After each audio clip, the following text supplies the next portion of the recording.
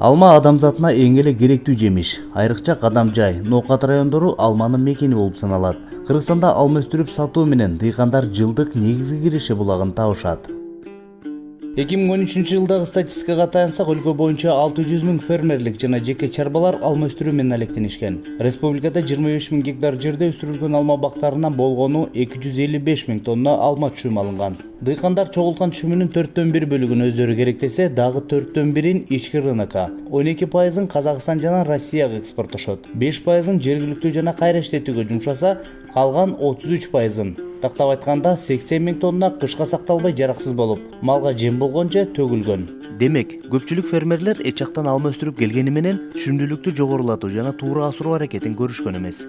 Алма көп жылдык өсүмдүк, андыктан мол түшүм алып, узакка сактап, кымбат баага сатуу үчүн бакта отургузуудан тарта ченеми менен азыктандырып, учурунда бутап, аяр камкордук кылуу керек. Бул видео сабакта бакты туура асыроонун сиз билбеген жолдорун түшүндүрүп бермекчибиз.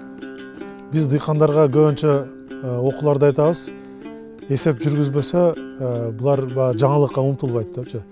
Эгер эсептеп көрүшсө, бир туп даракка 50 сомдон бир 150 сомго чейин эле каражат кетет да. Бул кызмат акысын кошкондо. Ал эми бир туптан 150 килограммга чейин түшүм алат. Ошондо бул бир 2-3 килограммдан эле продукциясын эле баасы болот да.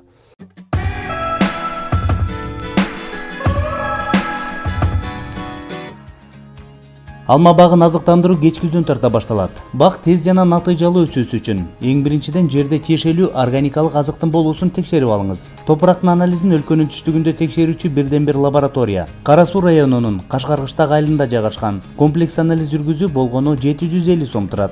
Жер семирткүч үчүн эң эле оптималдуу азык болуп кык же компост эсептелет. Жакшы чиреген кыкты эрде жазда же кеч күздө 20-30 тонна ар бир түпкө бирдей өлчөмдө төгүп чыгабыз. Кыкты күзүндө бериш керек. Себеби булар өсүм жетирген абалга 5-6 ай дегенде жетет. Ошон үчүн ушул бергениңиздер туура. Анан бергенде ушундай бутакка жерге жетсе, өсүмдүк тамыры ошол жерге келет. Өсүмдүк тамырдын учу менен алыстанат. Андан кийин кыкты топуракка аралаштырып, оодарып чыгуу керек. Жердин анализин карап, жетишпеген азыктарды кошумча катары берсеңиз болот. Мисалга, мөмө бактар азотко өтө муктаж. Азот селитра же мочевина түрүндө жеткиликтүү. Селитранын 300 килограммын, мочевинанын 240 килограммын алма гүлдөп бүткөндөн кийин жарымын, калган 50%-ын 5 жума өткөндөн кийин берсек туура болот. Фосфордук азыктар катары аммофоздун 200 килограммын беребиз. Ошондой эле калий хлоридинин 200 килограммын эрте жазда чириген кык менен бирге берсек болот. Же аммофос. Калий хлоридинин ордуна альтернатива катары диамофосканын 250 килограммын 1 гектарга берсек болот. Эгерде бакта азот жетиштүү болсо, бир жылдык өскөн сабагы 30 сантиметрге чейин өсөт.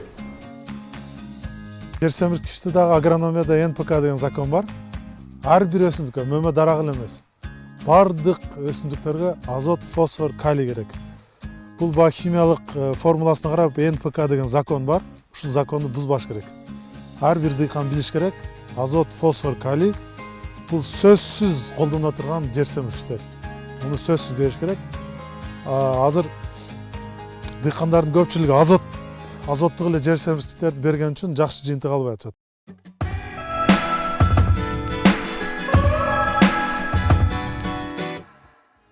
Буталган алма эс алуусу сизге жыл сайын түшүм берет. Мөмө бактарын кыркуу жайкы жана кышкы болуп экиге бөлүнөт. Кышкы кыркууга 10 февралдан 10 мартка чейинки аралыктагы учур эң эле ылайыктуу. Бутоону жыл сайын жүргүзүп туруңуз. Даракка күн жеткиликтүү тийип, шамалдап, илдетке чалдыгуунун тобокелчилиги азаят. Түшүмдүн толук бышып жетилиш үчүн да ыңгай түзгөн болосуз. Бактын кесилген жерине садовый вар же сыр боек сүйкөсөңүз тезирээк тирденет. Ал эми жайкы бутоонун ролу башка. Ага кийинчерээк токтолобуз.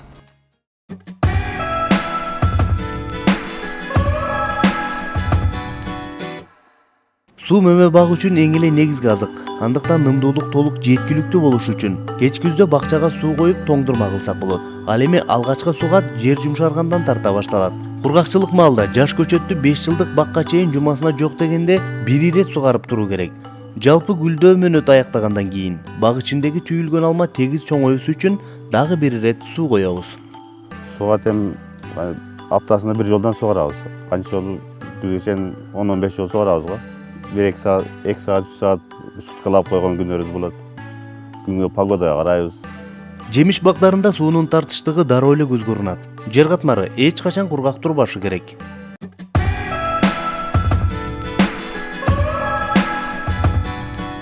Өзгөчө алма, шабдалы, гиляс сыяктуу мөмө жемиштер күн көрүп, өңүнө чыгып, табигый даамына келиши үчүн жайкы суюлтуу же кыркуу иштерин жүргүзөбүз. Анда көбүнчөсү 1 жылдык. Мөмө түйгөнгө жөндөмсүз, көлөкөй сүрүүчү жыш бутактарын алып салуу керек. Анткени алар мөмөнү көндөн тозуп, аба алмашууга тоскоолдук жаратат. Бакка жакшы тийген күн илдеттер менен зыянкечтер үчүн ыңгайсыз шарт болуп, мөмөнүн толук кандуу бышып жетилишине шарт түзөт. Жайкы бутоо үчүн оптималдуу убакыт май айынын аягы, июнь айынын башы болуп саналат.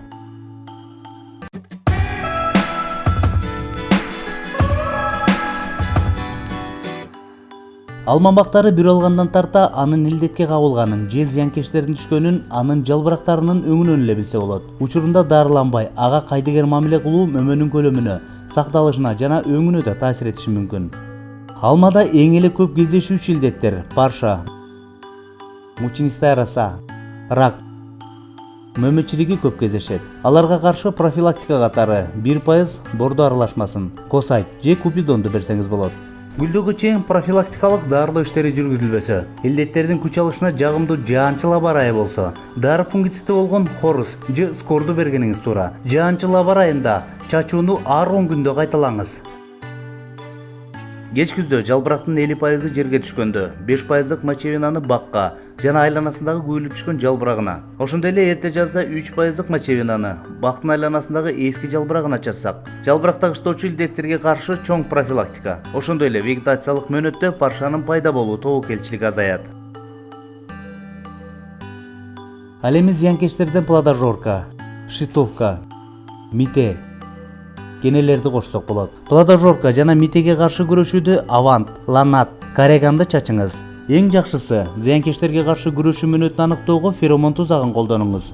Феромон тузагына 1 суткада түшкөн плодожорканын саны 10дон ашса, анда 10-15 күндөн кийин лепидозит, авант, кораген жана ланатты чачыңыз. Шитовкага каршы февралда бак бүр ачкандан кийин бакча майынын 3 литрин 100 литр суу менен чачсак болот. Же 3 литр өсүмдүк майына 4 аш кашык айна салып, 100 литр суу менен беребиз. Митеге каршы кораген жана ланатты берсек болот. Июль-август айында бакка көп кене түшө баштайт.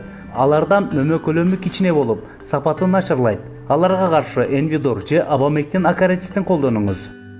Эскертүү: агрохимикаттарды гүлдөө маалында чачуу сунушталбайт. Биз аларга звонок кылабыз. Кыркуу башталды, даярдаңыздар, биз кыркабыз. Кыркуу мезгили кеткенден апрелден баштап чачууга курт жана парша өзүнүн ушу алмада кандай жара болсо ошолорго каршы дарыларды апарып чечип баштайбыз. Ноокат районунун жашоочусу Марип Эрматов бакчасын ноокат алтын алма коомунун адистерине тапшырган. Туура буталып, маалында сугарылып, дарылоо иштери түзүк жүргөндүктөн алмасы сабагына батпай, сынбашы үчүн бакам менен таяп чыгууда. Таяктарды тирегенибиз бул биринчиден алманын шактарына жардам болсун деп биринчиден. Анын түшүндүүлүгү азыр көрүп турасыңар, Кудайга шүгүр жакшы эле. Жылдан жылга өсүш бар, жылыш бар. Анан балдар келип буаны дарылашат, карашат. Ал эми алыс эмес жердеги Каленов Жаңыбайдын каралбаган бакчасы гүлдөгөндөн 3 ай өтпөй, жыйынтыгы белгилүү боло баштады. Мына алмаларыбыз жалбырактар курт болуп, шире түшүп мынантип болбой атат. Алмаларыбыздын өзүнө курт түшөт, парша түшүп мынантип жакшы болбой атат. Мына бул алмабыз жакшы такыр түшүм бербей калды.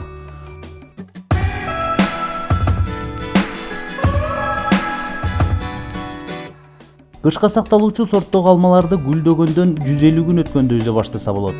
Тактап айтканда, алманын данектери кара күрөң түскө келип, катыганда жыйноо туура. Кыргызстанда алма дээрлик колго терилет. Алгач мөмөнү бактын күн түйгөн жогорку жактарын терип алабыз да, бир жумадан соң алды тарабындагы күн түйбөгөн бөлүгүн жыйнаганыбыз жакшы. Терилген алманы 3-4 күнгө чейин күнөсү жерге жайып төгүп коебуз. Анткени күн көрбөгөн алмалар толук энергия алып, өзүнө тийиштүү өңүнө келет. Быйыл Красный Восток уюму менен иштеген фермерлер түшүмдүүлүк 90%га чейин жогорулаганын байкашкан.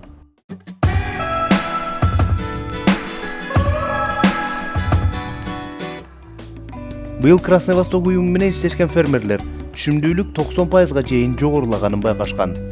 Мурда энди бакка карачу эмес элек, энди обрезка дегенди билбейт элек. Быйыл энди ушул Красный Восток келип окутту обрезка боюнча.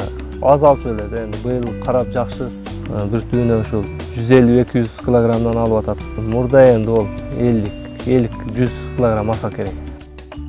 Бул кичинекей 10 сотук жерге жетпеген 30 түп алма дээрлик 9 тоннага чейин түшүм берди. Мурда бул бактын түшүмүнүн көбү чирип кетсе, быйыл 90% сатыкка жарамдуу товар. Биздин Красный Востоктун максаты ушу дыйкандардын бактарына таза жетиштирүү. Обрезка боюнча анан ооруларга каршы күрөшүү боюнча иштедик. Быйыл мына өзүңүздөр көрүп тургандай, жылда бул бактардан алма аябай аз чыгып, отход мындай астыга түшкөн курт, фарша түшүп 50% начар болчу. Быйыл мына бир 10% да чыккан жок ушундай. Булар дагы астыга түшкөн, анан курт почти жокко эсе. Ошо Красный Востокто баягы дарыларды алып чачкандан жакшы результат берди. Жыл бою туура асыралган алманын кышка сакталышы да жакшы. Себеби мөмөдө тийиштүү микроэлементтер толук сакталып, бузулуп кетпейт. Ал эми көпкө сакталган алма жакшы баа болуп, дыйкандардын чөнтөгүнө көбүрөөк киреше алып келет. Мына күз келип, ошол түшүм жыйноо мезгилине да жетип келдик. Мына өзүңөр көрүп тургандай, дарыланбаган, нокат алмасынан мүчө болбогон дыйкандардын алмасы, андан кийин мүчө болгондордун алмасын ушундай салыштыруу түрүндө көрсөтөйүн дедим. Көрүп турганыңардай, эгер обрезка жок болсо буто, анан дары чачылбаса мындай размери бирдей болбойт. Анан бутак көп болгондо товардык види да жакшы болбойт, толук кызарбайт, бир жагы көк, бир жагы кызыл болуп.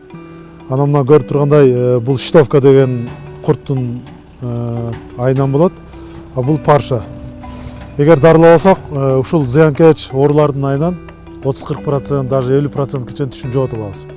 Түшүп калат. Андан сырткары терип алгандан кийин дагы сортировкадан кийин булар чыгып отуруп, жыйынтыгында дыйканга бир 30% эле сатканга калат да.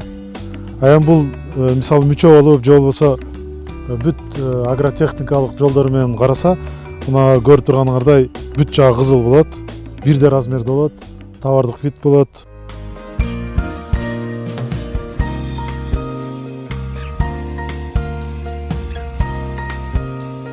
Алманы дыйканга ылайыктуу баада сатып өткөрүү үчүн сырттан кардар таап берүүнү да багбанчылык бирикмелер колго алган.